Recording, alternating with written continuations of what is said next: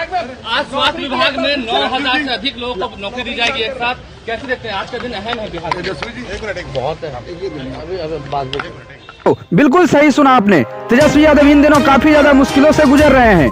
Deputy CM Tejashwi Yadav का कहना है कि बीजेपी वालों ने बिहार को बर्बाद करके रख दिया है, मुझे अपना काम करने नहीं दिया जा रहा। दरअसल दोस्तों पूरा मामला है बिहार शराबबंदी को लेकर। तेजस्वी यादव बिहार में शराब को चालू करना चाहते हैं, फिर से शराब को जो है कि बिक्री करवाना चाहते हैं।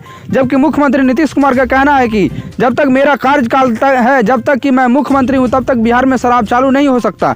अब जो है कि आपसी विवाद के कारण बहुत जल्द जो है कि महागठबंधन की सरकार टूटने वाली है, ऐसा खबर आ रहा है नीतीश कुमार की तरफ से। और मुख्यमंत्री नीतीश कुमार फिर से बीजेपी के साथ जो है कि मिलकर बिहार में मुख्यमंत्री सरकार बनाने वाले हैं। बिहार की राजनीति में काफी ज्यादा उथल पुथल हो रहा है। उधर लालू परिवार पर सीबीआई और ईडी के छापे भी जो है कि पढ़ाए जा रहे हैं।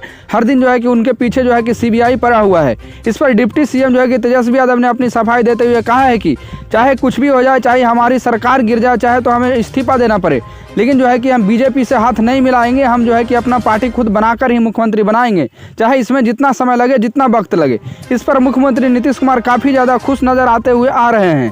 इस पर जो है कि नीतीश कुमार इतना ज़्यादा खुश हैं कि उनको पता है कि जो है आने वाला समय में जो है कि बिहार में बीजेपी को ही आना है और हम बीजेपी में साथ मिलकर ही सरकार बनाएंगे। इसका कारण 2025 का चुनाव को बताया जा रहा है। आखिर 2025 के चुनाव में क्या बीजेपी ही जीतेगी, जिसमें नीतीश कुमार और जो है कि मोदी दोनों मिलकर बिहार में सरकार बनाएंगे? आखिर क्यों बीजेपी लालू परिवार को बर्बाद करना चाहती है? क्या इसके पीछे नीतीश कुमार का ही कोई राजनीतिक चाल है? आपको क्या लगता है? अपनी राय कमेंट में जरूर बताइए। आखिर क्यों लालू खानदान पर जो है कि बीजेपी वाले जो है ईडी और सीबीआई का छापा बार बार जो है कि पड़वा रहे हैं? क्या नीतीश कुमार का ही कारण है इसके पीछे? अपनी राय जरूर कमेंट में लिखिए और जो है कि एक लाइक जरूर कर दीजिए।